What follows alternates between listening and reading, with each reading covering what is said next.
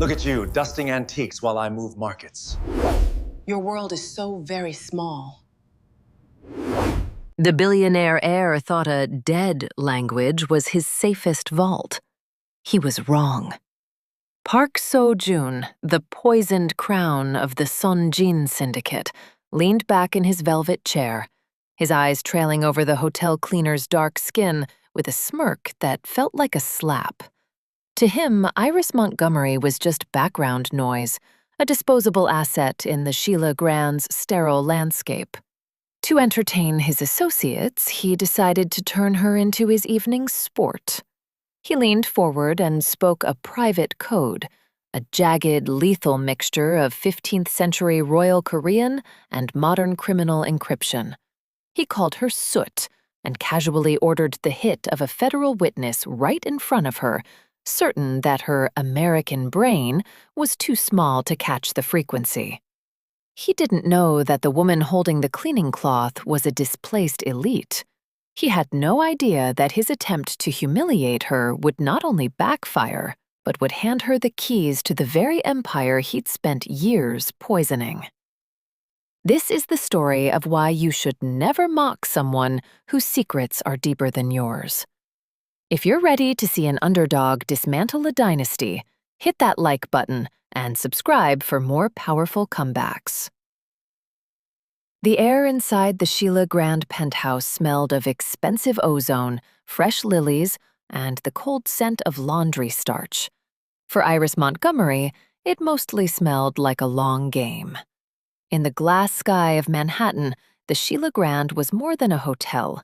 It was the neutral zone, where the city's underground kings laundered their ghost currency.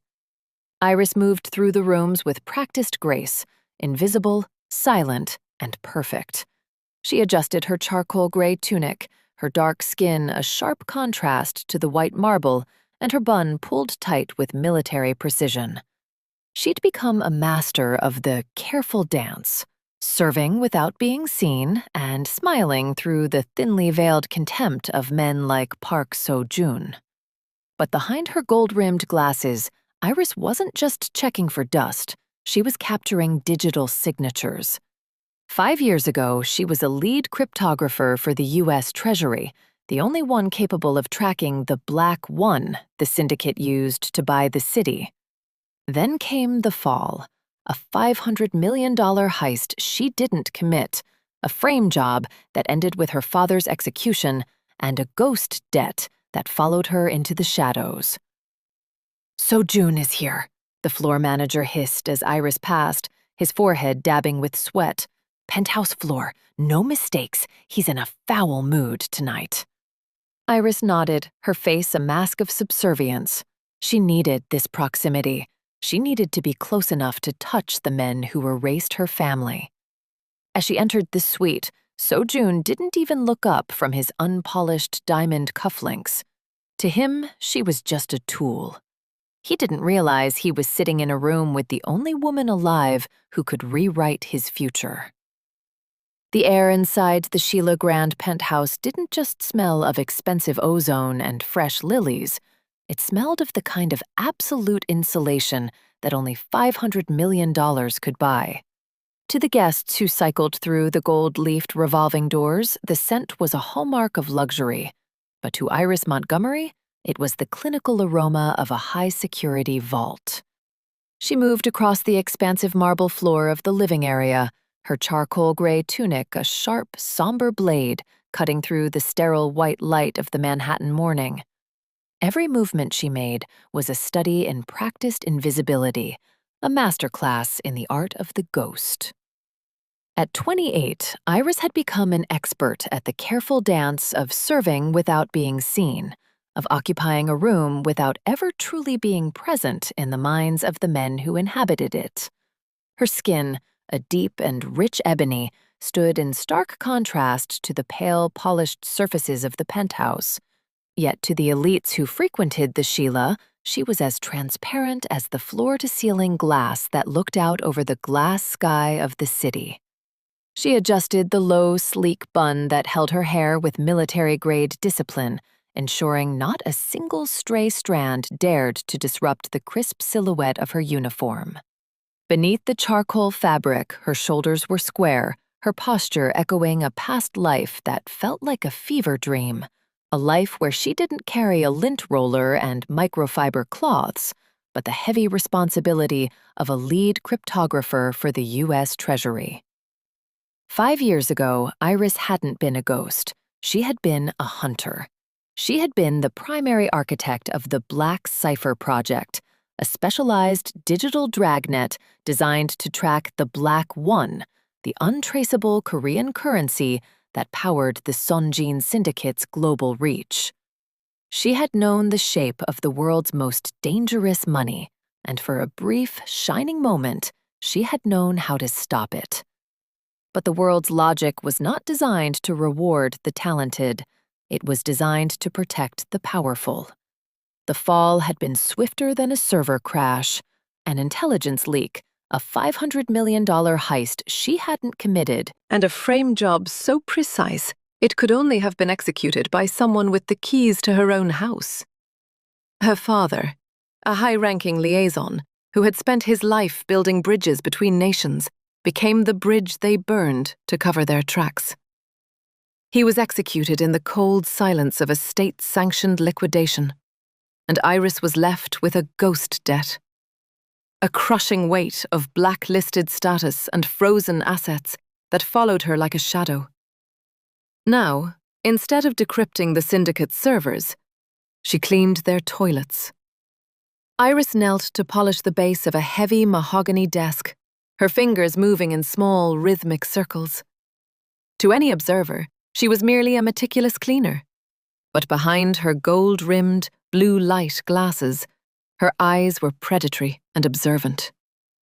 The glasses weren't for the fumes of the cleaning chemicals, as she told the floor manager. They were a piece of hardware she had salvaged and modified, a high-fidelity recording and data capture device. Every discarded receipt, every stray post-it note, and every digital signature left floating in the penthouse's air was being indexed and uploaded to a private cloud that didn't exist on any official map.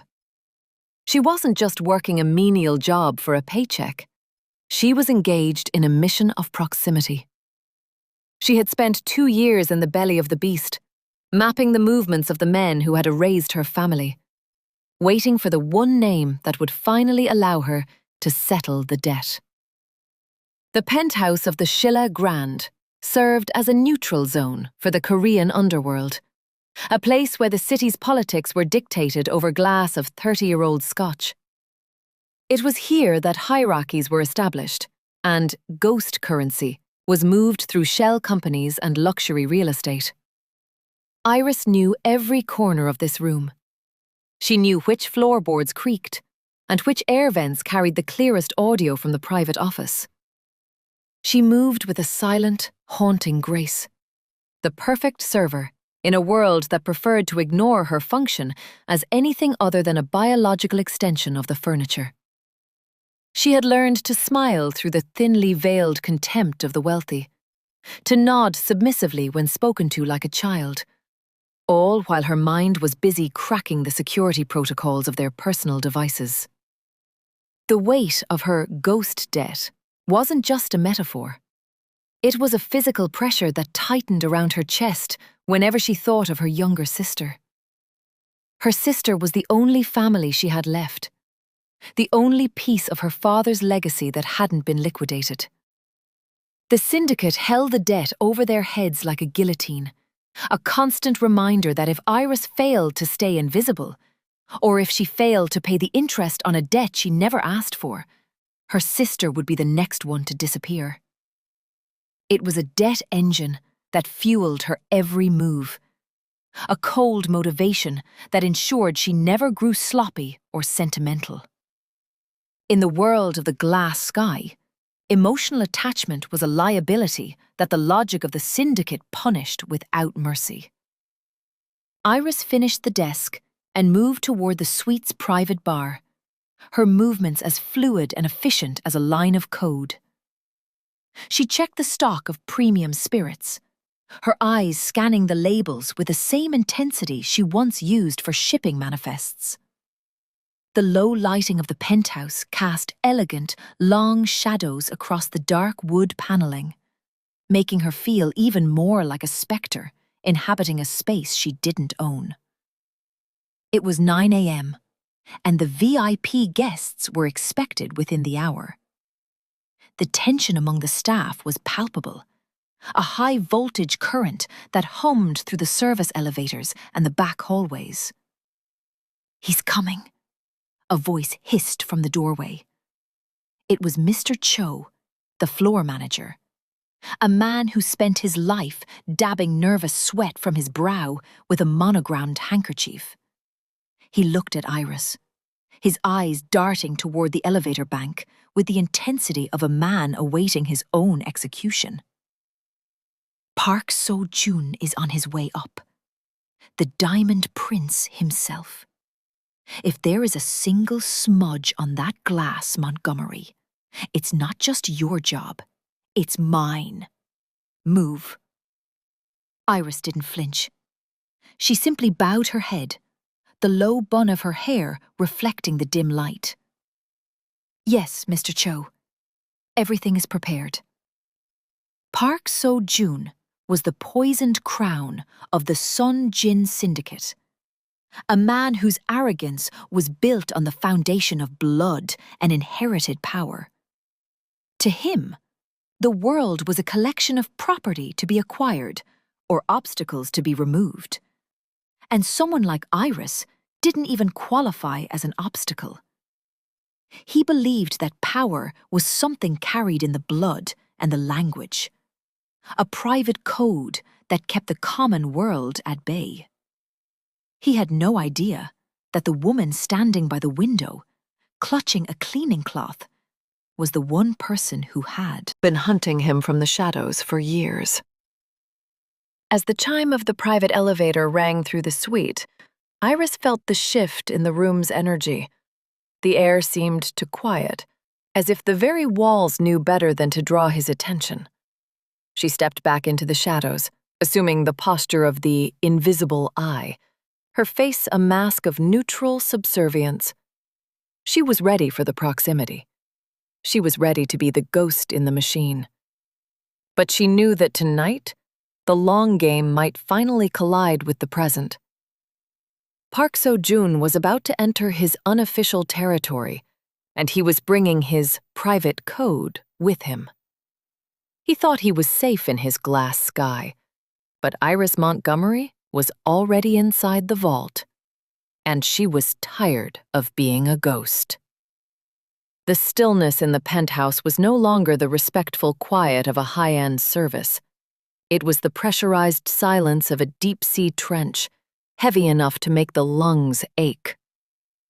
Park So-joon sat in the center of the mahogany-clad room, a poisoned crown of unearned confidence resting invisibly on his brow.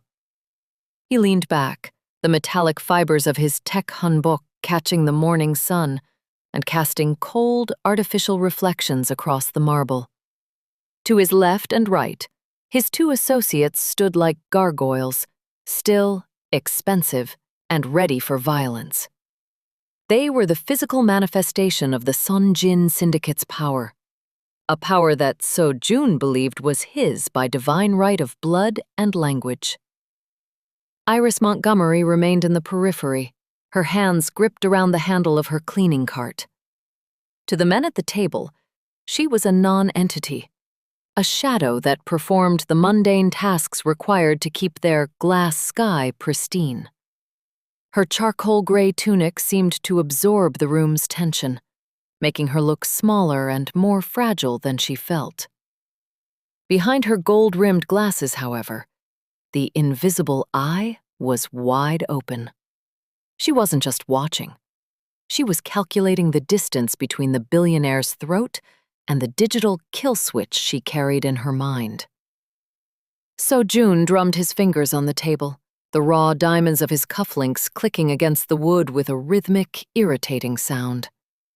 He looked bored, the dangerous boredom of a man who viewed the world as a game of Go, where he had already captured every piece. He glanced at Iris, his gaze traveling from her sensible shoes to the tight, low bun of her hair with a sneer of profound disappointment. In his mind, she was a biological failure, a background asset whose very existence was a smudge on the luxury he inhabited. The hospitality in New York has become pedestrian, so June said, his English flawless but dripping with the boredom of a sociopath. He didn't look at Mr. Cho, who was still trembling by the door, but his words were clearly aimed at the manager's throat. You bring me a woman who looks like she belongs in a field, not a penthouse. It disrupts the aesthetic. Mr. Cho's face went the color of curdled milk. I apologize, Mr. Park. She is our most efficient. She is invisible, I assure you. Invisible is not enough, So June countered, his voice dropping to a low, cold frequency. She should be non-existent. He turned to his associates, his posture shifting into the arrogant tilt of a diamond prince. He decided, then and there, that Iris would be his morning's entertainment, a target for the linguistic venom he used to maintain his hierarchy. He switched into the private code, the jagged blend of 15th century royal syntax and modern encryption that Iris knew better than her own heartbeat. To anyone else, it sounded like a melodic, archaic form of Korean. But to Iris, it was a precise sequence of commands and insults. Look at the soot, So June said in the code, gesturing toward Iris with a flick of his wrist. She stands there holding a cloth as if she knows what a mirror is for. Do you think she realizes her life is worth less than the lint she's removing? These Americans have no soul, especially this variety. They are just vessels for labor, born to serve their betters without ever understanding the language of kings. His associates snickered, the sound sharp and metallic in the sterile air. They began to join in, using the code to describe Iris's features in terms of livestock and disposable equipment. They felt safe. They believed their language was a fortress, a private mark that no one outside the syndicate's bloodline could ever penetrate. Iris felt the heat rising in her chest, a slow-burning fuse that threatened her 2-year cover. Every word out of So June's mouth was a reminder of the night her father was framed, the night the same private code had been used to sign his death warrant. The stakes were high, higher than a simple insult. If she reacted, the ghost debt would remain unpaid, and her sister would be the one to pay the price in blood. But if she stayed silent, she was letting the man who destroyed her family believe that she was truly the disposable soot he claimed her to be. So June leaned forward, his eyes gleaming with malicious intent as he reached for a glass of vintage wine. He deliberately tipped it, watching as the deep red liquid pooled on the pristine white marble floor. He looked up at Iris, his smirk widening. "Clean it," he said in English, his tone a command to a dog. "On your knees. I want to see how well the help can scrub away a mistake." He turned back to his men and returned to the code, his voice dripping with sadistic glee. "Watch her crawl. It's the only position she was ever meant for. Once she's finished, we'll move the Brooklyn shipment through the 3rd-tier cipher. The Treasury analysts are too busy chasing ghosts to notice a royal signature. We'll have the Black One laundered before she even finishes her shift." Iris stood perfectly still, her hands trembling slightly as they gripped the cleaning cloth. The penthouse seemed to hold its breath. She looked at the red wine on the floor, then at the man sitting in the poisoned crown of his own making. For 3 seconds, she said nothing, her mind a whirlwind of logic and fury. She thought of her father's execution. She thought of her sister's safety. She thought of the invisible I she had spent years becoming. But then she remembered the Black Cipher Project. She remembered that So-Jun was using a linguistic architecture she had helped build. He wasn't just insulting her. He was being careless with the very power he used to oppress her. His arrogance had made him blind to the fact that the person he was mocking was the only one in the room who truly understood the code he was using to hide his crimes. The emotional attachment to her past life, to the dignity her father had died for, felt like a liability. But it was also the only thing that could move the seesaw of power. She knew that if she spoke, she was choosing a non-redemptive transformation. She was choosing to become a hunter rather than a ghost. Iris took a step forward, her shoes clicking softly on the marble. She didn't kneel. She didn't reach for the wine. Instead, she adjusted her gold-rimmed glasses and looked Park So-Jun directly in the eyes, a challenge that made Mr. Cho gasp in the background. The smirk on So-Jun's face faltered, replaced by a momentary look of sheer, unadulterated confusion. He wasn't used to being looked at, certainly not by the help, and certainly not with the cold, predatory gaze that Iris was now directing at him. "You should be more careful with your syntax, Mr. Park," Iris said. She didn't speak English. She spoke the private code, her voice carrying a weight of authority that silenced the room instantly. She used the 15th century Royal Register, but she delivered it with a precision that So-Jun's inherited dialect lacked. "If you move the shipment through the third-tier cipher using a royal signature, you'll trigger a ghost alert in the Treasury's monitoring node within seconds," she continued, her words cutting through the air like a razor.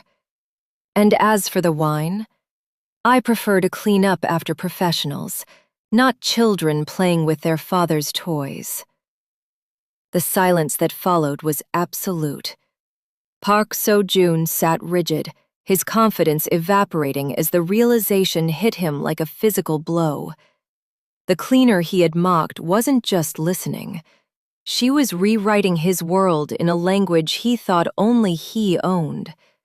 The poisoned crown had finally met its match, and the ghost in the tunic was finally ready to take what was hers.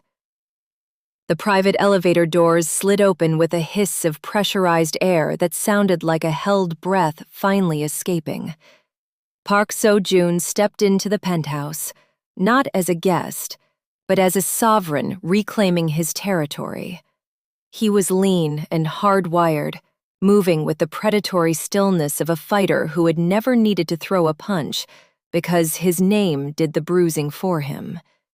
His attire was a sharp, metallic sheen tech hanbok fusion that shimmered under the recessed lighting, a visual reminder of his poisoned crown status. Behind him trailed two associates in suits that cost more than Iris's annual rent, their presence a silent threat held carefully in check. Iris stood at the periphery, her chin tucked and her eyes lowered in the careful dance of the perfect servant. She was a shadow against the ivory wall, her charcoal gray tunic absorbing the light, while So-Jun's presence seemed to radiate a cold, blinding heat. Mr. Cho was already bowing, his nervous sweat threatening to ruin the finish on the mahogany desk. So-Jun didn't acknowledge him. He didn't acknowledge anyone. He walked to the center of the room, adjusted his unpolished diamond cufflinks, and checked the time on a holographic watch that pulsed with the blue light of the syndicate's secure network. "The air is stale, Cho," So-Jun remarked in English, his voice a polished blade. He didn't look at the manager. His gaze was fixed on the sprawling Manhattan skyline through the glass sky. It smells of effort. I pay for perfection, not the scent of people trying to achieve it. He finally turned, his eyes raking over the room until they landed on Iris. He lingered there, his lip curling into the smirk of a man who viewed the world through a lens of racial and class superiority. To him, she was a background asset, a piece of biological furniture that couldn't possibly comprehend the weight of the air she breathed. He turned to his associates and switched languages. It wasn't the standard Korean used in the boardrooms of Seoul. It was the private code, a jagged, complex dialect peppered with 15th century royal court syntax and modern, high-level encryption shorthand. It was a linguistic fortress designed to keep the help and the uninitiated in a state of permanent confusion. "Look at this one," Seo-jun said in the code, gesturing toward Iris with a dismissive flick of his hand. "The Shilla is losing its standards. They allow soot to gather in the corners of the penthouse and call it service." His associates snickered, the sound echoing off the sterile marble. Seo-jun's voice dropped an octave, moving into the deeper encrypted registers used for syndicate liquidations. "The witness in the Brooklyn docks is a leak in the system. I want him erased before the morning cycle. Use the second-tier cipher for the hit order. We don't leave digital fingerprints for the Americans to find." Iris felt the words hit her like a physical strike.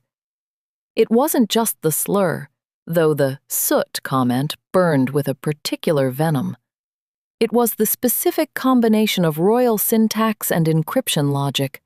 It was the exact linguistic signature her father had been accused of leaking the night he was executed. This wasn't just arrogance. It was a confession.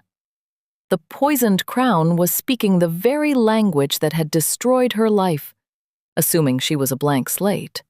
A disposable ghost who couldn't hear the frequency of her own tragedy. The silence in the room stretched for 3 seconds. In those seconds, the invisible eye weighed the cost of her mission against the weight of her dignity. If she stayed silent, her cover remained intact, her data theft continued, and her sister remained safe in the shadows of the ghost debt. But if she stayed silent, she was no longer Iris Montgomery, the lead cryptographer. She was exactly what he called her. Then, the glitch happened. Iris straightened her back, the charcoal fabric of her tunic pulling taut across her shoulders. She didn't look at the floor. She didn't look at Mr. Cho, who was frantically gesturing for her to leave. She looked directly into Park Seo-jun's eyes, a cultural taboo that instantly shifted the molecular weight of the room. The smirk on Seo-jun's face didn't vanish immediately. It wavered, confused by the sudden surge of authority coming from the help. "Actually, Mr. Park," Iris began, her voice steady and resonant. She didn't speak in English. She spoke in his private code. She used the same 15th century court syntax, but she corrected his grammatical inflection on the encryption shorthand, using a register so elite it made his own speech sound like a street-level dialect. "The second-tier cipher has a vulnerability in the tertiary node. If you use it for a liquidation order at the Brooklyn docks, the Treasury's black cipher dragnet will flag the packet within 40 milliseconds. You wouldn't just be leaving a fingerprint. You'd be leaving a roadmap to your private servers." The silence that followed was absolute. The silence of a bomb detonating in slow motion. Park Seo-jun froze. The hand he had been using to point at her remained suspended in mid-air, his mouth slightly open, the diamond prince suddenly looking very small in his tech handbook. His associates stood rigid, one of them nearly dropping his secure tablet. The air, which had been thick with his arrogance, was now cold and thin. Iris took a step forward, her ebony skin glowing under the penthouse lights, her gold-rimmed glasses catching the blue pulse of his watch. "And as for your earlier comment," she continued in the code, her eyes locking onto the small, faded cipher mark behind his ear. "Soot is merely carbon under pressure. And carbon, when compressed long enough, becomes a diamond. You should be careful, Mr. Park. You're not the only one in this room who knows how to crack a code." Seo Jun's face transitioned from shock to a pale, vibrating fury. But beneath the anger, there was a visible flicker of fear. He had spent his life believing that power was an inheritance of blood and language, a wall that kept the world out. Iris hadn't just climbed the wall. She had revealed that she owned the blueprint for the entire fortress. The "he went silent" moment wasn't just about a reply. It was the sound of his reality shattering. "Who? What are you?" Seo Jun stammered, switching back to English as if his private code had become a haunted house he was afraid to inhabit. "I'm the person you didn't notice for 2 years," Iris replied, her voice dropping to a low, lethal whisper that mimicked the syndicate's own ghost frequency. She didn't smile. She wasn't a waitress looking for a tip. She was a cryptographer looking for an exit. "I'm the invisible eye you invited into your vault. And right now, I'm the only reason your hit order hasn't triggered a federal raid." Mr. Cho looked like he was about to faint, his monogrammed handkerchief falling to the floor. The power dynamic hadn't just shifted. It had undergone a total substitution. The cleaner was no longer the servant. She was the sovereign holding the kill switch to his digital empire. Iris saw the realization hit him. The glitch wasn't a mistake in the system. She was the system, and she had just come online. So Jun opened his mouth to bark an order, to have his men seize her, to reclaim the room by force.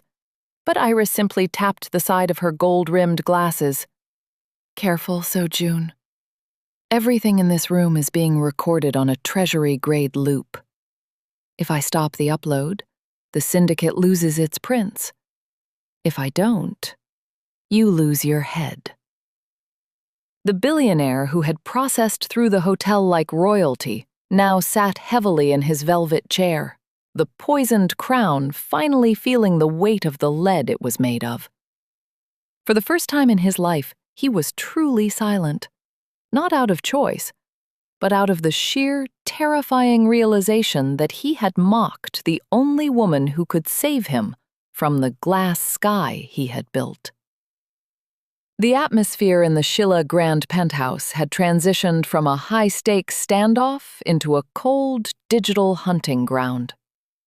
Park So-jun remained motionless in his chair, his face a vibrating mask of shock and wounded ego. The poisoned crown he wore felt heavier than ever. For the first time in his life, the linguistic wall he used to separate himself from the soot of the world had been breached. Behind him, his two associates had reached into their tailored jackets, their hands hovering over concealed weapons, waiting for the slightest nod from their diamond prince to erase the woman who had just shattered their reality. Iris Montgomery didn't move. She stood with her head held high, the charcoal gray tunic of her uniform no longer looking like a servant's garb, but like the armor of a sovereign who had just reclaimed her throne.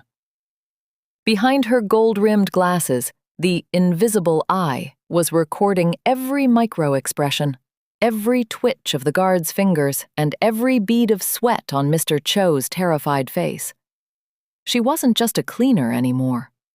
She was the hidden hand that had spent 2 years infiltrating the syndicate's most secure neural zone.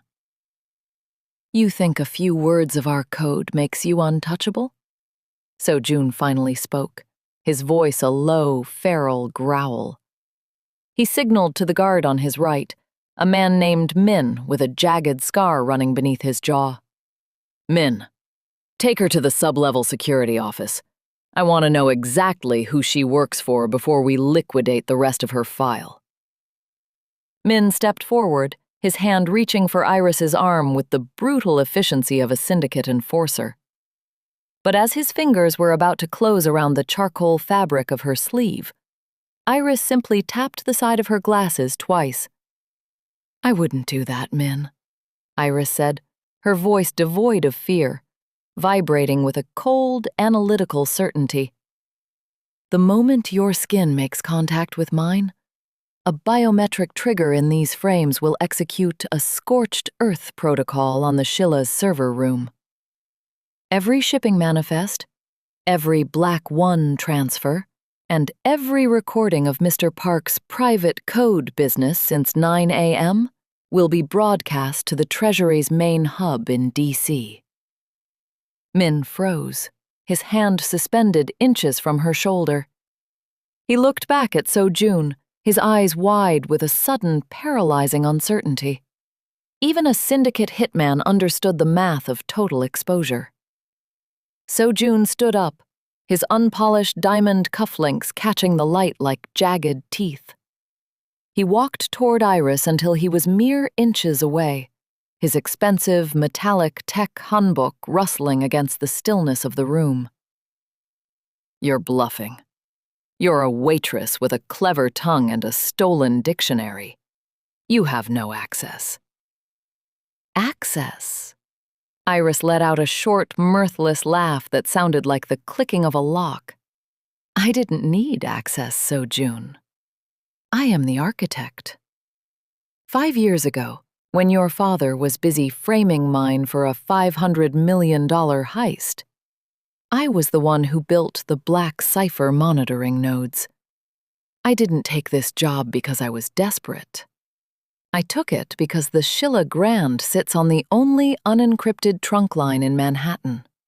While I was cleaning your penthouse, I was installing hardware-level mirrors in every terminal on this floor." She stepped around him, her movement as fluid as a line of code moving through a secure network. She walked over to the mahogany desk and placed a small matte black device on the surface, the hidden hand of her 2-year operation. It looked like a standard hotel keycard, but as it touched the wood, the holographic display on Seo-Jun's own watch flickered and died.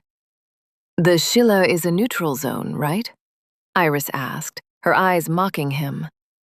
"Well, the neutrality just ended. I've hijacked the hotel's internal security grid. Right now, the elevators are locked, the stairwell doors are magnetically sealed, and your private associates in the lobby are currently wondering why their comms have been replaced by a low-frequency white noise." Seo-Jun's face transitioned from fury to a chilling, calculated disillusionment. He realized that he wasn't trapped in a room with a servant. He was trapped in a cage with the woman who had spent 5 years learning how to skin his empire alive. The seesaw of power had tipped so far that his billions were now just numbers on a screen he couldn't even see. "What do you want?" Seo-Jun hissed, his arrogance finally cracking to reveal the feral sociopath underneath. "I want the ghost debt erased," Iris said, her voice dropping into the same 15th century royal register he had used to humiliate her. "I want my father's name cleared from the Sonjin records. And I want the location of the Black Wan master ledger. If I don't get all 3 by the time the cleaning cycle on this floor is finished, I press the button, and the Sonjin Syndicate becomes a historical footnote."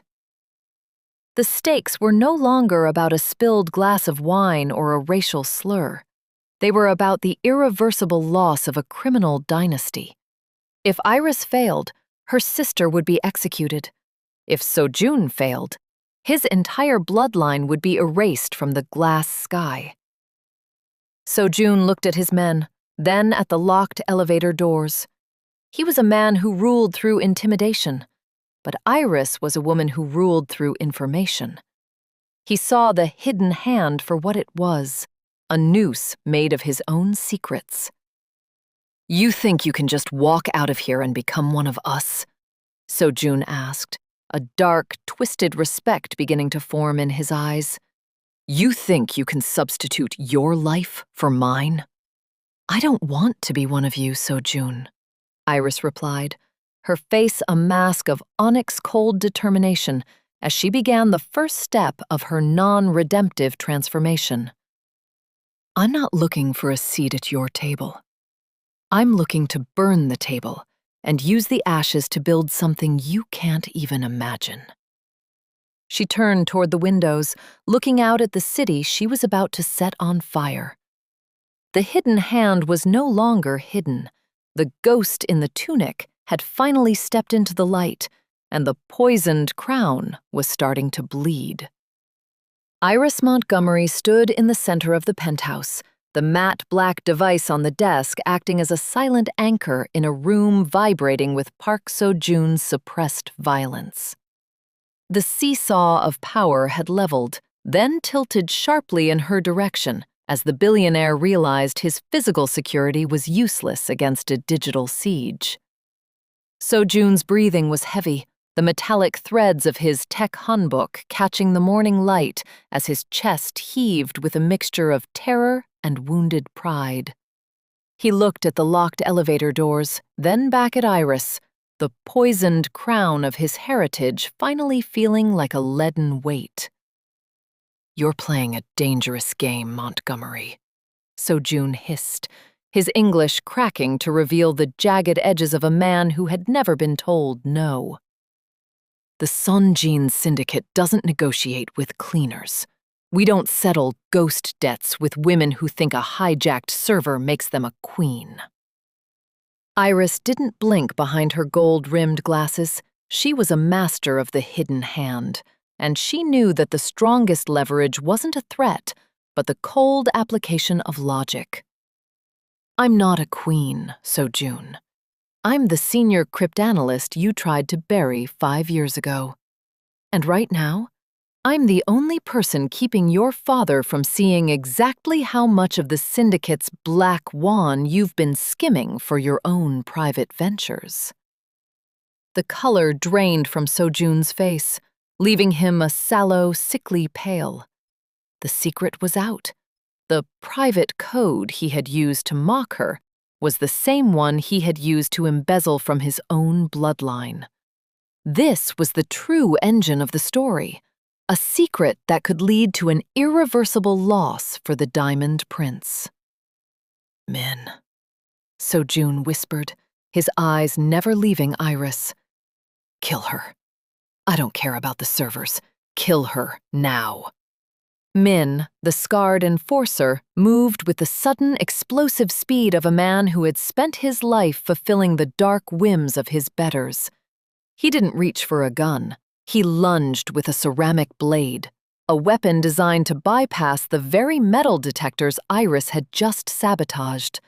The movement was a false peak in the conflict, a moment where it seemed physical violence might override the digital leverage Iris had spent years building. Iris didn't flinch. She didn't even step back. As Min's blade was inches from the charcoal gray fabric of her tunic, the penthouse speakers erupted with a high-frequency digital scream, a sound wave tuned specifically to the Syndicate's own encrypted earpieces. Min collapsed to his knees, clutching his head, the ceramic blade clattering onto the marble floor. "I told you, Seo-joon," Iris said, her voice dropping into the 15th century royal register, mocking his earlier attempts at superiority. "I built the monitoring nodes. I know the frequencies of your arrogance better than you do." Seo-joon watched his best enforcer writhe on the floor, and for the first time, the disillusionment was complete.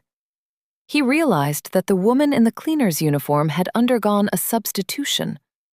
She was no longer a victim of his family's framing, but a predator who had used her 2 years of invisibility to turn his own palace into a trap. "What do you want?" Seo-joon asked again, but this time his voice was a broken rasp. I already told you, Iris replied, walking toward him until she was close enough to see the micro flicker of fear in his pupils. The debt is erased. My father's name is cleared. And the master ledger for the Black One is uploaded to my private server. Do it now, or I release the skimming reports to your father's board of directors. You know the syndicate's logic, Sojun. They don't reward failure, and they certainly don't reward thieves. The irony was a poisoned crown in itself. The man who had mocked her for being a thief's daughter was now at the mercy of his own greed. Sojun reached for his holographic watch, his fingers trembling as he entered the final authorization codes. He was handing over the keys to his kingdom to a woman he had called Soot less than an hour ago. As the data transfer began, the digital chime of the hotel system echoed through the room, signaling that the hidden hand had successfully grasped the syndicate's throat. Iris felt a cold sense of ascension. She wasn't seeking redemption or an apology. She was seeking the power to ensure she would never have to be invisible again. It's done, Sojun muttered, looking down at his feet. The debt is gone. You're free. Free? Iris laughed, the sound sharp and devoid of any warmth. I was free the moment I realized you were a child playing with encryption you didn't understand. Now I'm something else entirely. She picked up the matte black device and tucked it into a concealed pocket in her tunic. The magnetic locks on the penthouse doors clicked open with a synchronized thud. The seesaw had reached its final position for the morning. But Iris knew the war was just beginning. One more thing, Sojun, she said, pausing at the elevator doors. She switched back to his private code, the ancient royal syntax sounding like a death sentence in her mouth. Next time you want to humiliate someone, make sure they don't already own the room you're standing in. The elevator doors closed on Sojun's shattered face, leaving him alone in a penthouse that was no longer his fortress, but a cage. Iris Montgomery descended toward the lobby, the ghost in the tunic finally preparing to shed her skin and become the sovereign she was always meant to be. The descent in the service elevator was the only moment of silence Iris Montgomery had been afforded in 2 years, but it wasn't a peaceful one. The mechanical hum of the cables sounded like the grinding of teeth. As the floor numbers flickered on the digital display, the adrenaline that had fueled her linguistic assault on Park Seo-joon began to settle into something colder and more dangerous. The realization that the hidden hand had finally been revealed. She had traded her invisibility for a weapon, and in the world of the Sun Jin Syndicate, a weapon only stayed sharp if you used it before your enemy could find its sheath. She adjusted her charcoal gray tunic, the fabric feeling restrictive now, a skin she was desperate to shed. She wasn't just a cleaner anymore, but she wasn't yet the hunter she needed to be to survive the night. The elevator doors opened into the sub-basement, a labyrinth of steam pipes and concrete that smelled of damp earth and neglected machinery. This was the hotel's underbelly, the place where the glass sky vanished and the raw mechanics of the Shilla ground were exposed. Waiting for her in the shadows near the auxiliary power hub was Elder Kong. He was a man who looked like a withered root, tough, deeply lined, and seemingly permanent. He had spent 40 years as a cleaner for the old guard of the Korean Mafia, scrubbing away the blood of men much more formidable than Seo-joon, before age and a displaced loyalty had forced him into a quiet residency at the hotel. He was the only one who knew Iris's true name, and the only one who had helped her map the syndicate's digital infrastructure from the physical side of the walls. You did it, Kong said, his voice a dry rasp that echoed off the concrete. He didn't look up from the small, portable monitor he was tracking. I saw the spike in the tertiary node. The black wand. Master Ledger is moving. But Iris, you were sloppy. You let him see your face. You let him hear the code. He needed to know why he was falling, Iris replied, her voice hard. She didn't want a lecture on caution. She wanted the coordinates for the final data drop. Arrogance like his only breaks when it's confronted by the thing it fears most. Someone they've stepped on, standing back up. Kang finally looked at her, his milky eyes full of a weary, prophetic dread. Pride is a luxury for those who don't have a sister to protect. The Syndicate's logic doesn't allow for an underdog's victory. They don't see a woman who reclaimed her dignity. They see a breach that needs to be cauterized. By now, So-Jun's father, the chairman, has been alerted. Not about the skimming, So-Jun is too terrified to let that out. But about the fact that a ghost is in the system. They are already recoding the firewalls. The seesaw of power shifted in her gut, the weight of her victory suddenly feeling like a millstone. She had the ledger, but the price of pride was a currency that the Syndicate collected in blood, not data. Iris moved to the monitor, her fingers flying across the cracked keyboard as she attempted to finalize the encryption of the stolen files. She needed to send the ledger to her sister's dead drop location, a secure server in Switzerland that would act as a digital life insurance policy. If Iris disappeared, the files would release automatically, destroying the Syndicate's global banking access. But as the progress bar reached 80%, the screen flickered and died. A single line of text appeared in the center of the darkness, written in the private code that made Iris's heart stop. Attachment is a vulnerability. They found the sister, Kang whispered, the monitor reflecting the sudden paleness of his face. The air in the sub-basement suddenly felt as thin as it had in the penthouse. This was the irreversible loss that Iris had feared since the night her father died.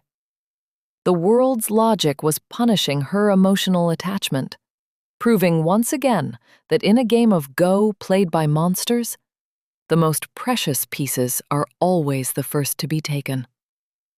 The Syndicate hadn't gone after her digital mirrors or her treasury-grade loops.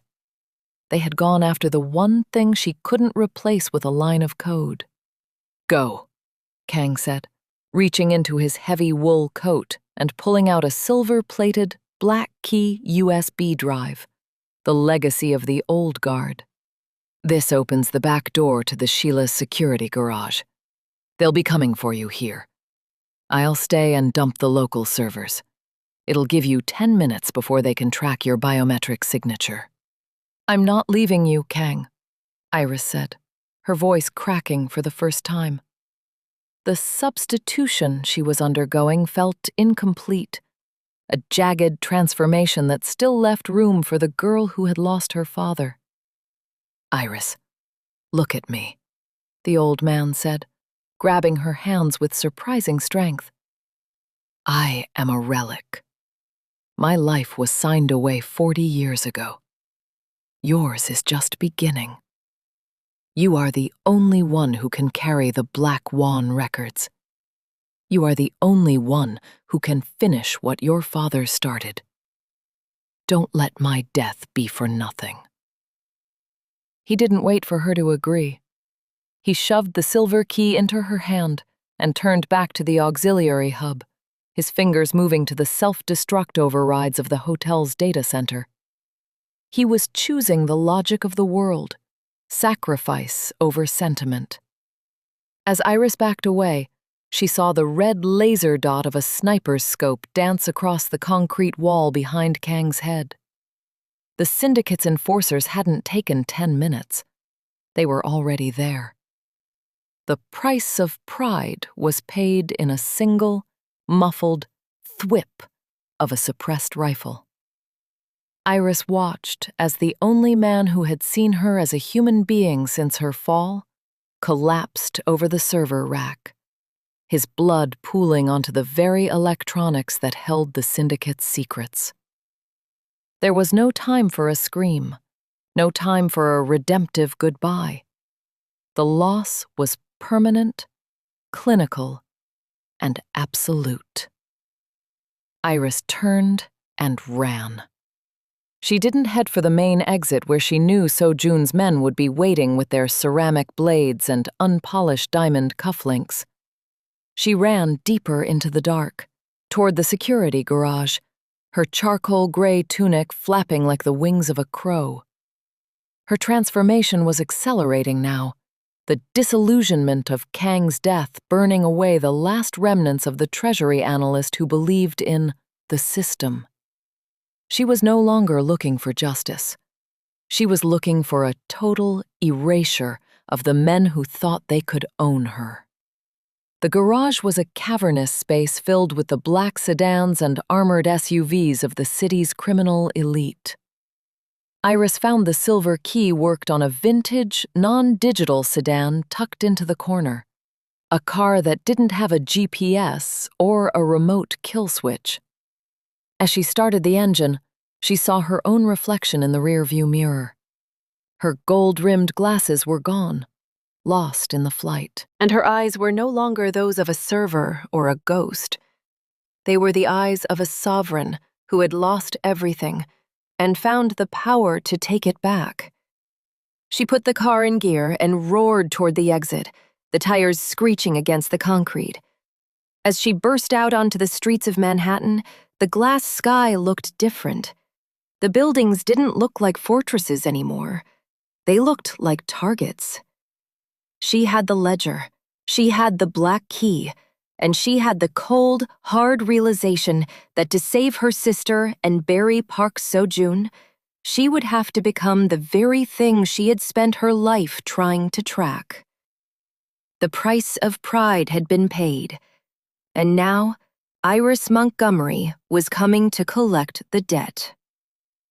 The syndicate thought they had silenced a witness by killing a relic, but they had only succeeded in creating a monster who knew all their passwords. As she merged into the midnight traffic, she began the countercode, the one that would turn the syndicate's own ghost currency into the fire that would burn their empire to the ground. The substitution was nearly complete. The cleaner was gone. The hunter had arrived. The vintage sedan roared through the neon-drenched canyons of Manhattan, its engine a mechanical snarl that cut through the silence of Iris Montgomery's grief. Behind her, the Schilla Grand faded into a blur of glass and steel, a monument to the life she had just set on fire. The price of pride was a metallic tang in the back of her throat, the taste of Elder Kong's blood, and the ozone of fried servers. She didn't let the tears come. In the world of the glass sky, moisture was a structural weakness. She gripped the steering wheel, her knuckles ashen against the cracked leather, as her mind began the cold work of substitution. She was no longer Iris the cleaner, nor was she Iris the analyst. She was a ghost who had finally found its teeth. As she merged into the rhythmic flow of the FDR drive, the city didn't look like a home anymore. It looked like a complex motherboard, and she was the surge of high-voltage current designed to fry its circuits. She reached into her tunic and pulled out the silver black key. It felt heavy, a physical anchor to a lineage of violence she had once tried to outrun.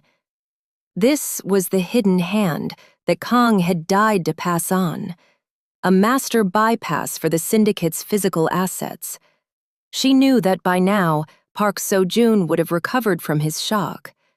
The Diamond Prince would be screaming into his secure comms, mobilizing his private associates to track the non-digital sedan that had just vanished from his garage. He would be using the private code to order her erasure. but he was still playing the game by the old rules. He didn't realize that the seesaw of power had already tipped into the abyss. Iris pulled the car into a derelict parking structure beneath the Manhattan Bridge, a place where the shadows were thick enough to hide a war. She killed the engine and sat in the sudden, deafening quiet, the ticking of the cooling metal the only sound in the dark. She needed to verify the sister's location. The attachment that the syndicate had exploited was her only remaining vulnerability, but it was also the engine of her transformation. She pulled out a burner phone, a ghost device she had kept hidden in the lining of her uniform for months, and dialed a sequence that didn't appear on any standard network. "Protocol Sapphire," she whispered into the receiver. "Identity confirmed," a synthesized voice replied. "Signal origin, Zurich. The package has been moved to a secondary secure site. The syndicate's breach was intercepted by the Swiss contingency. Status, safe, but the debt has been marked as unrecoverable." The breath Iris had been holding for 2 years finally left her lungs in a jagged, painful rush. Her sister was safe, but the unrecoverable status was a death sentence in the underworld's logic. It meant the Sun Jin Syndicate would no longer use her sister as leverage. They would use her as a message. The permanent loss of her anonymity was the price she had paid for this moment of clarity. There was no going back to the Sheila, no returning to the invisible life of a server. She was now a combatant in a war for the poisoned crown. She exited the car, her charcoal gray tunic flapping in the river breeze like a tattered flag of a fallen nation. She found the building's main junction box and inserted the silver black key. The syndicate prided themselves on their private infrastructure. They owned the buildings, the fiber optics, and the security systems. They believed their territory was absolute. But Iris was the one who had mapped the glass sky from the inside out. As the key interfaced with the junction, a map of the city's criminal geography blossomed in her mind. Every Black Swan laundering site, every shell company disguised as luxury real estate, and every high-rise neutral zone began to glow on the digital grid. She began the counter code. She didn't just target Sojun's personal accounts, she targeted the syndicate's structural integrity. Using the 15th century royal syntax as a wrapper for a modern zero-day exploit, she began to flip the syndicate's assets into a state of disillusionment.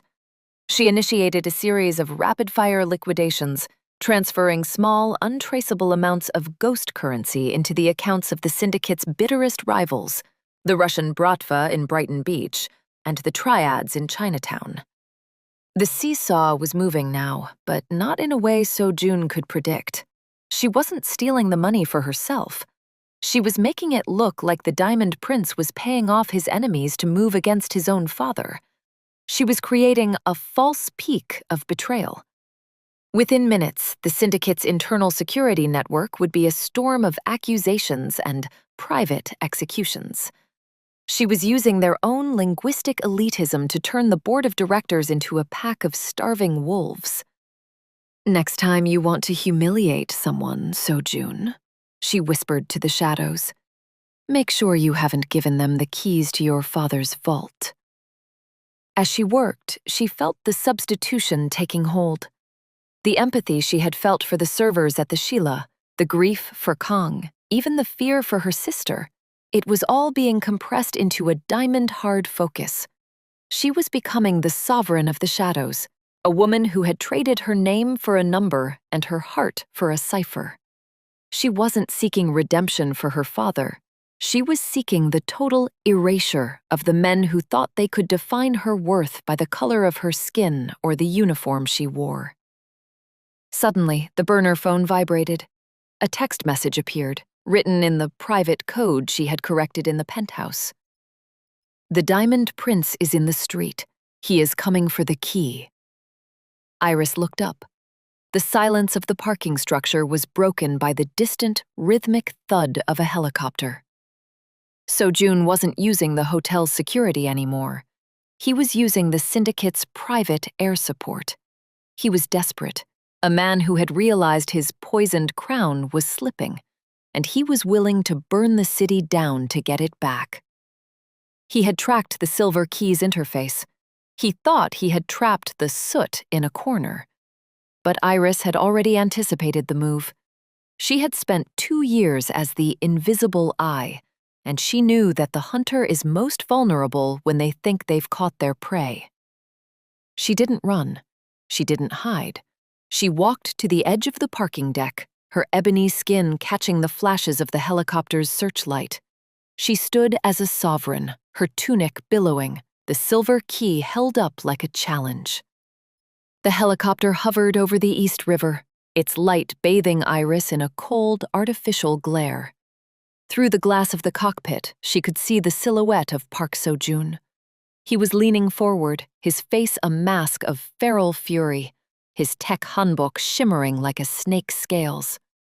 He thought he was looking at a waitress he could liquidate with a single word.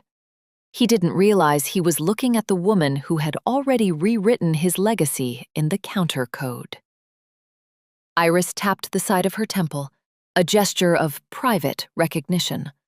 Then she pressed the final execute command on the junction box. The lights of the Manhattan Bridge flickered once, then died. Across the water, the Seonjin Syndicate's headquarters, a jagged spire of glass and ego, went dark. Not just a blackout, but a total erasure of their digital identity. Their bank accounts vanished, their security gates locked, their ghost currency was redirected into the void. The seesaw had reached its tipping point. The Diamond Prince was in the air, but he no longer had a throne to land on. Iris Montgomery stood in the darkness, the only thing shining in the night being the cold, unwavering light in her eyes. The cleaner was gone. The analyst was a memory. The sovereign of the glass sky had finally arrived, and she was done cleaning up after men who thought they were kings.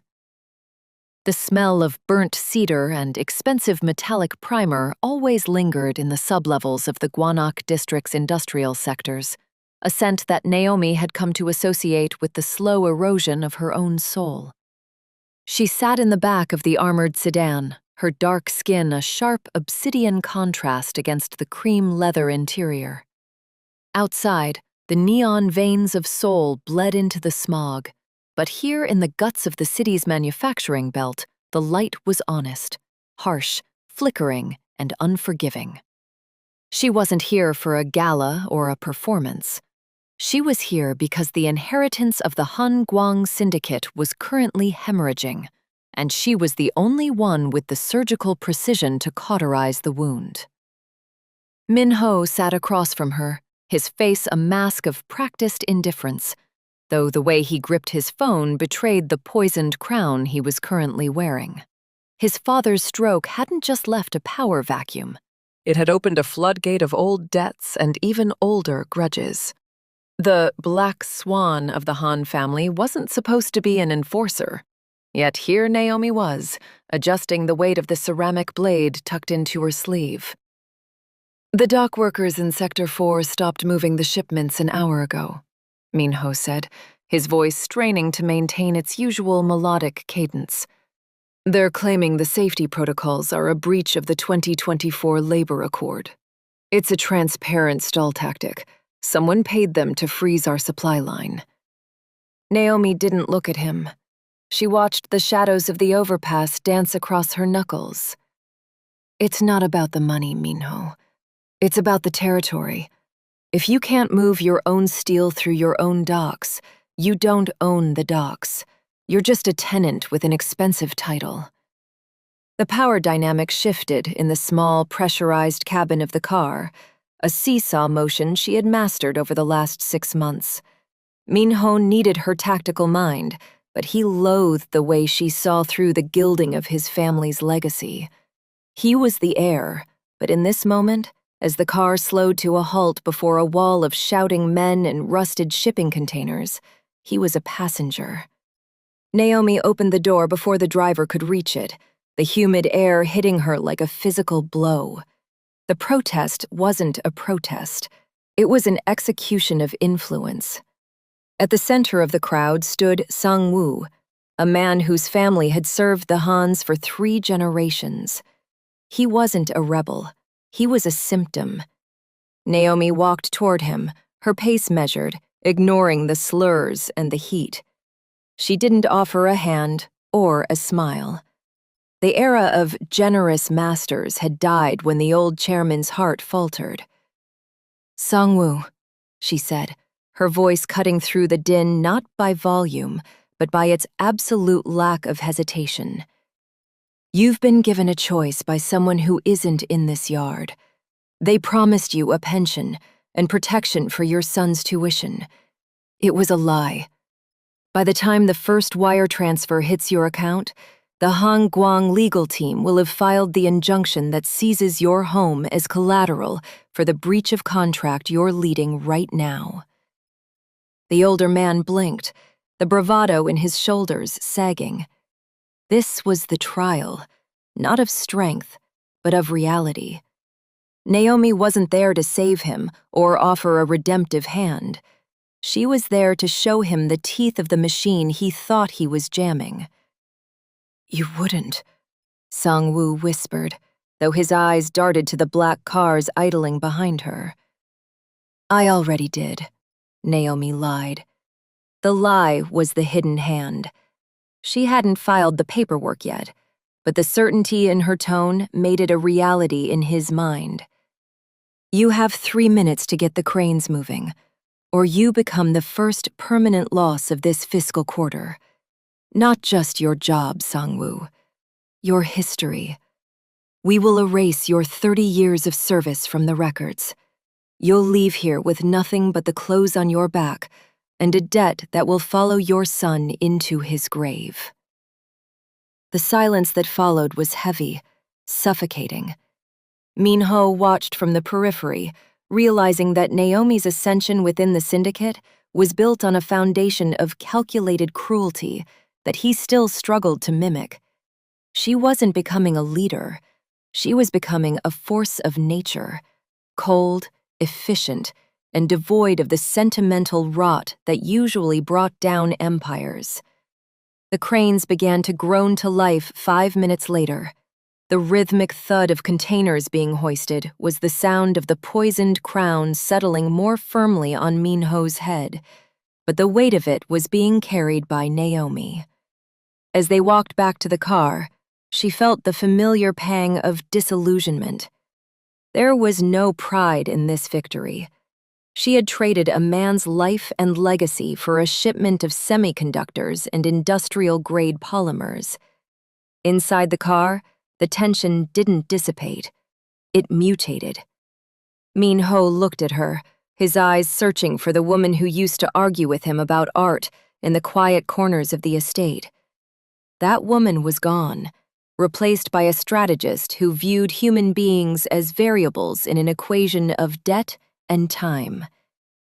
"You didn't have to go that far," Min-ho said softly. "Sang-woo's father helped my grandfather build the first warehouse. And that emotional attachment is exactly why he thought he could betray you and survive," Naomi replied, her voice flat. "The world doesn't reward loyalty anymore, Min-ho. It rewards the absence of weakness. If you want to keep the inheritance, you have to stop looking for friends among your tools." The car pulled away, leaving the flickering lights of the shipyard behind. Naomi stared at her reflection in the darkened window.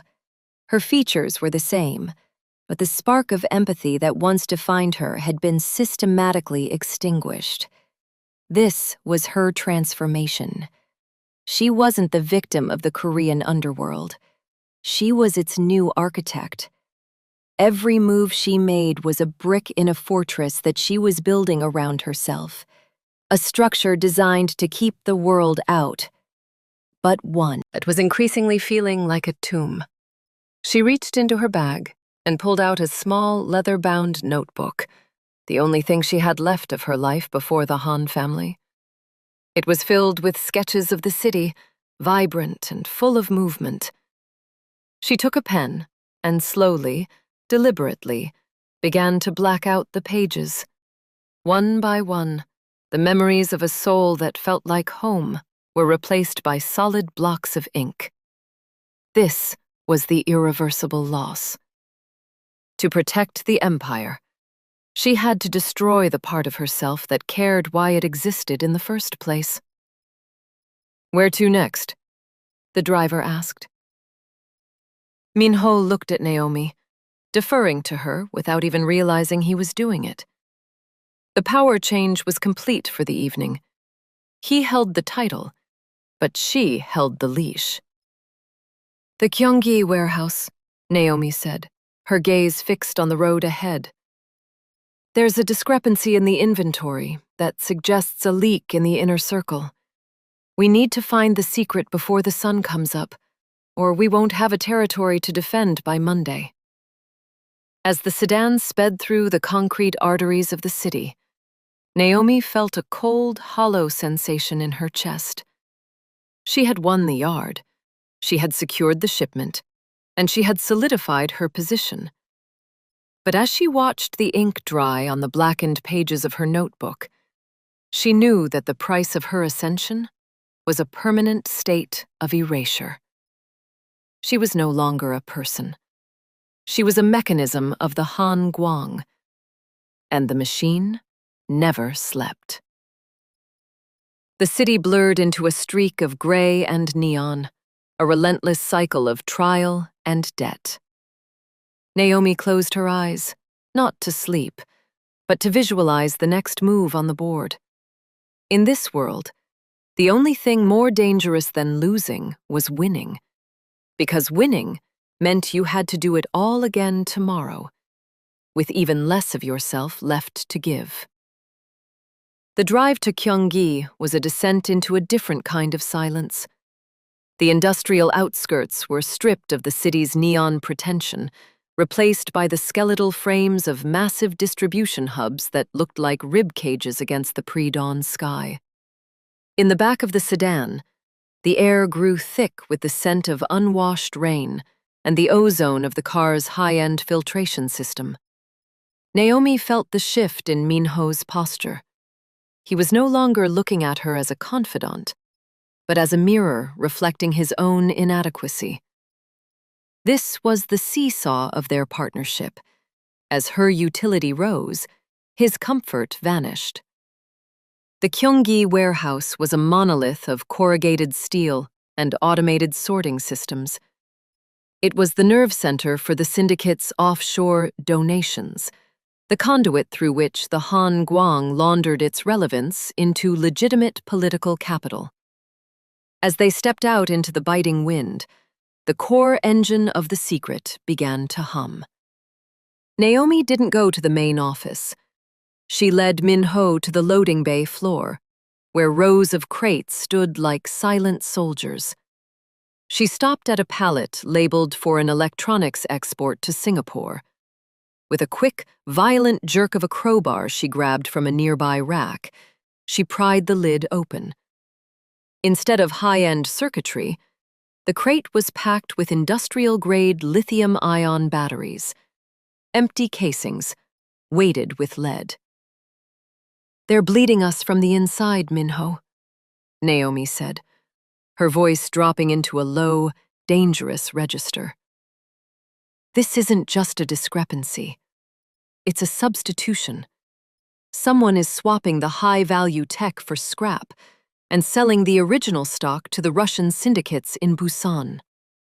"That's impossible," Minho stammered, his face pale under the harsh LED floodlights. "The biometric logs for this sector require a family-level override." Naomi turned to him, the ceramic blade in her sleeve catching a glint of the overhead light. This was the trial. There are only 4 people with that level of access: your uncle, your sister, the CFO, and you. The hidden hand was revealed not in words, but in the sudden arrival of 3 men from the shadows of the racking. They weren't the usual Han Guang security. They were private contractors, faces obscured by tactical masks. They didn't point guns. They held high-voltage prods, tools meant for compliance, not execution. "I didn't think you'd find it so fast, Naomi," a voice echoed from the mezzanine. Min-ho's sister, Ji-soo, stepped into the light. She looked radiant, her silk coat fluttering in the drafty warehouse, a stark contrast to Naomi's utilitarian black attire. The poisoned crown was being contested. Ji-soo wasn't interested in the throne. She was interested in the liquidation of the empire before it collapsed under Min-ho's hesitation. "You're selling the inheritance for parts?" Min-ho asked, his voice cracking. "I'm securing my future," Ji-soo replied. "Our father is a vegetable, and you are a poet trying to be a king. Naomi is the only one here with any real teeth, and unfortunately for you, Naomi, I've already paid the price for your silence." The seesaw tipped violently. The men closed in. Naomi didn't look for an exit. She looked for the pivot point. She realized the irreversible loss of the night wasn't the inventory. It was the myth of the Han family's unity. "You think you can buy her?" Min-ho laughed, a sound tinged with hysteria. "I don't need to buy her," Ji-soo said, signaling the men. "I just need to ensure she's part of the tragic accident involving the Gyeonggi electrical fire." Naomi moved before the first contractor could reach her. It wasn't a fight, it was an erasure of distance. She drove the crowbar into the lead-weighted crate, tilting it toward the lead man. As the heavy pallet tipped, she used the momentum to pivot, her blade finding the gap in the second man's vest. The struggle was brief and ugly. Power visibly changed hands when Naomi grabbed the high-voltage prod from the floor and turned it on the third man, the smell of ozone and burning fabric filling the air. She stood amidst the wreckage of the confrontation, her breathing shallow, her eyes fixed on Ji-soo. "The logs," Naomi panted. "I didn't check them tonight. I checked them yesterday. I knew it was you." The secret was never the theft. It was Naomi's willingness to let it happen just to draw Ji-soo into the open. The corruption of Naomi's soul was now complete. She was sacrificing the syndicate's assets to harvest its internal enemies. By the time the sun began to bleed a pale, sickly orange over the Gyeonggi horizon, the warehouse was a tomb of cold intentions. Min-ho sat on a crate of lead-filled batteries, his head in his hands. His sister was gone, fled into the gray morning, stripped of her access, but still a ghost in the machinery. This was the disillusionment. Min-ho realized that Naomi hadn't saved him. She had merely cleared the field so she could stand alone next to him. "She was my sister," Min-ho whispered. "She was a leak," Naomi corrected. She was wiping blood from her cheek with a piece of industrial gauze. In this world, family is just a vulnerability that hasn't been exploited yet. If you want to survive the next month, you have to treat her like a rival, not a sibling. The emotional attachment Min-ho felt for his sister was his greatest weakness, and the world, through Naomi's logic, punished him for it. He had lost his last tether to a normal life.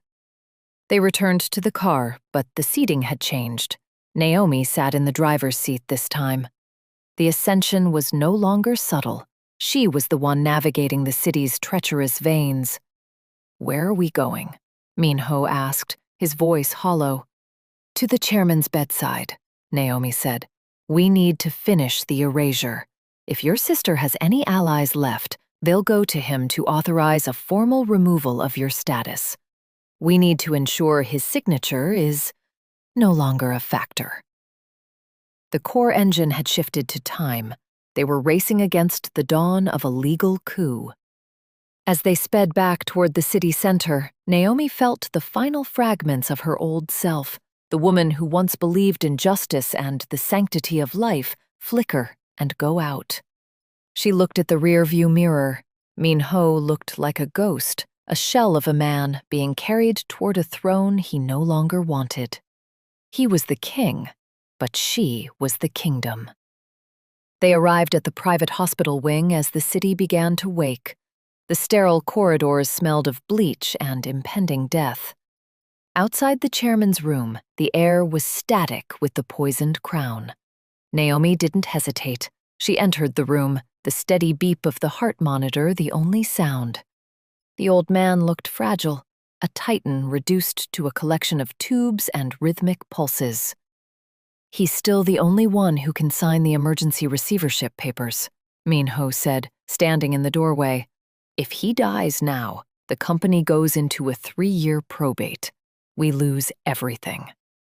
He doesn't need to die, Naomi said, her hand hovering over the tablet that controlled his sedation levels. He just needs to become a substitution, a figurehead that speaks only through us. She began to adjust the settings, her fingers steady. She was hacking the medical interface, creating a loop where the chairman appeared stable but was effectively trapped in a chemically induced twilight. He would become a living seal of approval, a puppet for her and Min-ho to play. The irreversible loss was the chairman's dignity and, by extension, the last shred of Min-ho's respect for his father. As the sun finally cleared the skyline, casting long, sharp shadows across the hospital room, Naomi stood back. The power had changed hands. The Han Guang wasn't a family business anymore. It was a ghost ship, steered by a woman who had forgotten what it felt like to be human. It's done, she said. Min-ho looked at his father, then at Naomi. He saw the fragmentation of his world. He was no longer an heir. He was an accomplice. What now? He asked. Naomi walked past him, her footsteps echoing in the empty hall. Now we find your sister, and we make sure she understands that the territory has changed. The chapter ended not with a bang, but with the cold, mechanical hum of a life support system, keeping a dead empire breathing for the sake of the monsters it had created. The transition from the hospital's sterile silence to the humid, vibrating roar of the city felt like a descent into a different circle of hell. Naomi drove the sedan with a cold, predatory focus. Beside her, Min-ho was a ghost, staring at his hands as if he could still see the chemical smudge of the medical tablet he'd watched her manipulate. He had officially become a passenger in his own life, a transition that marked the final seesaw shift. He no longer questioned her. He only waited for the next instruction. Chapter 10. The Salt in the Wound. The core engine had now shifted to the hunt. Jisoo hadn't just fled. She had taken the digital keys to the Busan logistics hub, the salt gate of the syndicate's shipping empire. Without those keys, the Han Guang was a blind giant, unable to verify shipments or pay off the customs officials who kept the ports greased. She's at the Tukbyol safe house, Min-ho said, his voice sounding like dry parchment. The one my father bought in her name when she turned 21. It's off the grid, but the biometric power grid still pings the central server for maintenance. Naomi didn't thank him. Gratitude was a vestige of a world she had buried in the Gyeonggi warehouse. She thinks the territory is a place, Naomi said, weaving the car through a gap in the morning traffic. She doesn't realize the territory is the data. If she hasn't sold those keys to the Russians yet, it's because she's waiting for a better offer from the Japanese. The safe house was a brutalist concrete cube perched on a cliffside overlooking the Incheon coast. It was designed to look like a modern art gallery, but its walls were reinforced with high-density lead to prevent electronic eavesdropping. As they approached, the air grew thick with the smell of brine and the low-frequency thrum of high-end security jammers. This was the trial of Naomi's new nature. To secure the inheritance, she would have to commit an act of substitution that couldn't be undone. They didn't breach the front door. Naomi knew Jisoo's security would be watching the main approach. Instead, she led Min-ho through a service tunnel used for the seawater desalination system. The tunnel was narrow, slick with algae, and echoed with the rhythmic, heartbeat-like thud of the ocean. "You're going to kill her, aren't you?" Min-ho asked, his voice echoing against the damp concrete. Naomi stopped. She turned to look at him, her silhouette framed by the faint blue light of the tunnel's emergency exit. "Killing her is easy, Min-ho. Killing her makes her a martyr for the old guard. No. We're going to perform an erasure." They emerged into the basement of the villa. The interior was a masterpiece of cold glass and white marble, a sanctuary that felt more like a tomb. They found Jisoo in the study, illuminated by the glow of 3 monitors. She didn't look surprised. She looked exhausted, her silk coat replaced by a tactical fleece, a satellite phone clutched in her hand. "The Russians offered me 40% of the Busan revenue," Jisoo said, not looking up from her screen. "What can you offer me, Naomi? A quick death? A seat at a table that's already falling apart?" "I offer you the truth," Naomi said, stepping into the light. "The Russians didn't offer you 40%. They offered your location to me in exchange for the shipping routes you've already compromised. You're a poisoned crown, Jisoo. Everyone who touches you gets sick." The hidden hand was a bluff, but in the high-stakes vacuum of the safe house, it landed with the weight of an executioner's axe. Jisoo's hand trembled on the satellite phone. The power in the room shifted toward Naomi, not through violence, but through the absolute destruction of Jisoo's leverage. "You're lying," Jisoo hissed, though her eyes betrayed her. She looked at Min-ho. "Are you going to let this foreigner rewrite our family's bloodline? Look at what she's done to you." Min-ho didn't answer. He looked at the floor, a broken prince in a house of glass.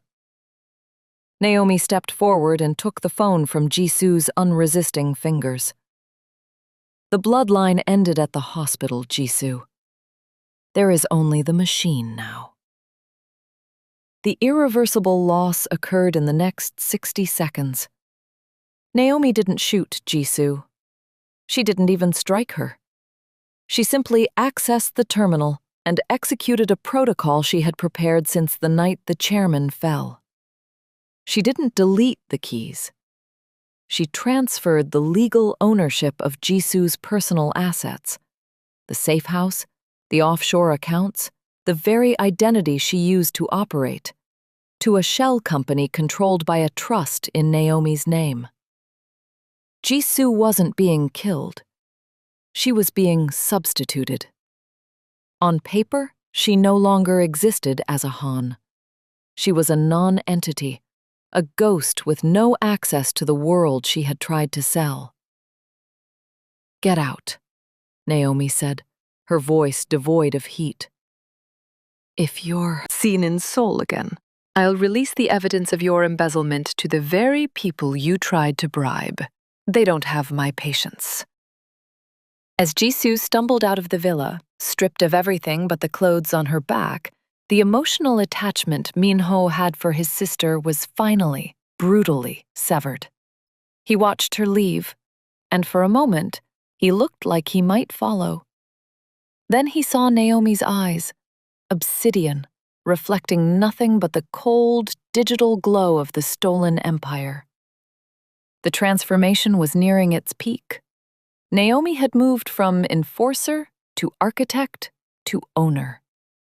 She looked out at the Incheon coast, the gray waves crashing against the rocks. She felt nothing, no triumph, no relief. Just the steady, grinding sensation of the core engine as it prepared for the final chapter. "She's gone," Minho whispered.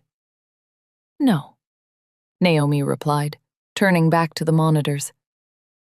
"She was never here. Only the data remains." The sun was fully up now, a harsh white light that stripped the villa of its elegance, leaving only the cold, hard edges of the concrete. Naomi began to type, her fingers moving with the mechanical precision of a woman who had successfully erased her own heart to make room for a kingdom. The safe house felt colder once the screaming stopped. Naomi stood in the center of the brutalist study, the silent monitors casting a ghostly cyan hue across her face. She didn't look like a woman who had just won a war. She looked like a statue carved from the very cliffside the villa sat upon.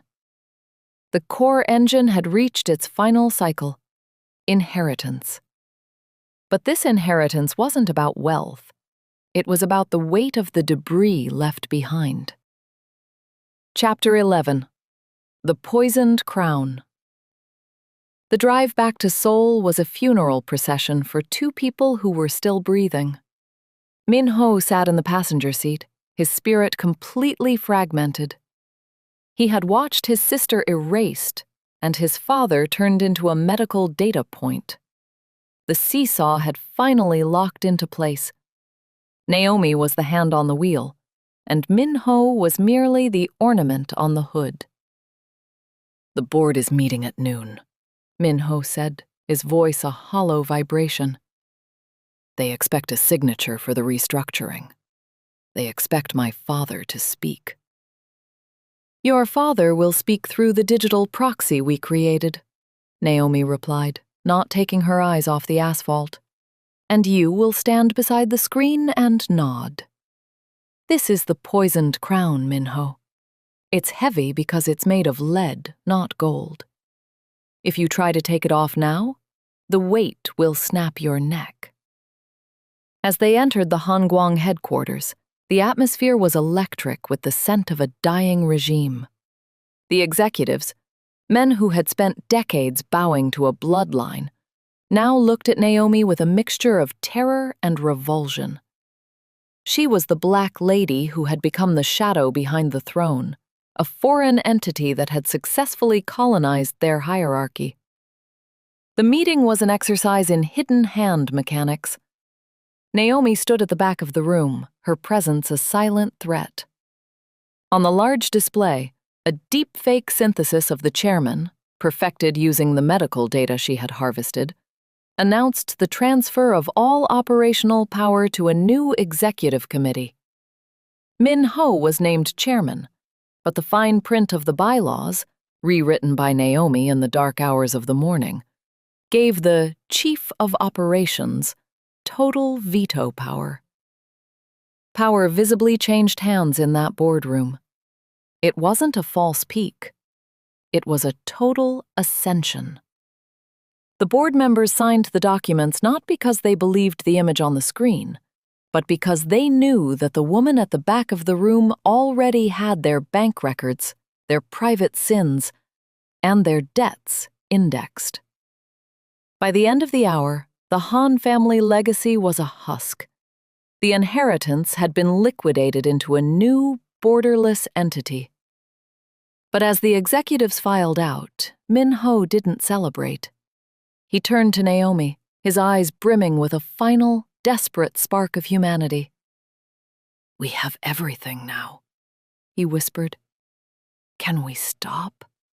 Can we just live?" Naomi looked at him, and for the first time she felt a flicker of the old Naomi, the one who liked the smell of rain and the sound of jazz. But the world's logic intervened. To show mercy now was to invite a knife to the ribs.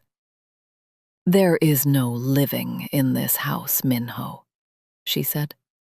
"There is only maintenance." Chapter 12. The Final Erasure. The final chapter began at dusk on the roof of the Hanguang Tower. The city of Seoul spread out beneath them like a circuit board, millions of lives flickering in a desperate attempt to stay relevant. Naomi stood at the edge, the wind whipping her dark hair. She held her leather-bound notebook in her hands. Every page was now black. The irreversible loss was total. She no longer remembered the girl who had arrived in this city with a suitcase and a dream of architectural grace. She had built a fortress, but she had used her own identity as the mortar. Minho joined her, but he didn't stand beside her. He stood a few paces back, the distance symbolic of the substitution that had occurred. He was the figurehead, the face for the public, but he was a hollow man. "I received a message from Busan," Minho said. "Jisoo was found in a container yard. She didn't fight back. She just let them take her." Naomi didn't flinch. Emotional attachment had been punished. Jisoo's death was the final punctuation mark on the Han Guang's old era. "She was a ghost the moment she left the safe house," Naomi said. She walked to the edge of the roof and let the notebook go. It didn't flutter. It dropped like a stone, disappearing into the neon abyss of the city streets. This was the final act of erasure. Naomi was no longer a person with a history. She was the algorithm that ran the syndicate. She turned to Minho. The power change was so absolute that he instinctively lowered his gaze. He wasn't her partner. He was her first subject. "The Japanese will be here tomorrow to discuss the new shipping lanes," Naomi said, her voice as cold as the wind. "You will wear the blue suit. You will read the script I give you. And you will not look them in the eye." "And you?" Minho asked. "What will you do?" "I will be the shadow that makes sure the lights stay on," she replied. As Naomi walked toward the elevator, she passed a mirror in the hallway. She stopped for a brief second. The woman in the reflection was beautiful, powerful, and terrifying. But when Naomi looked into the reflection's eyes, she saw nothing.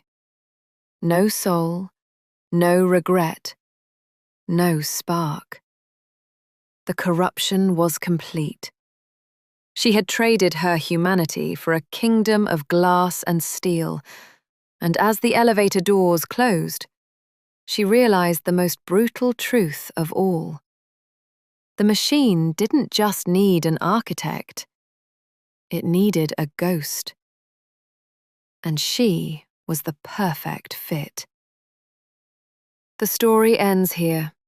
The cycle of the Han Guang closed by the very hand that was supposed to serve it.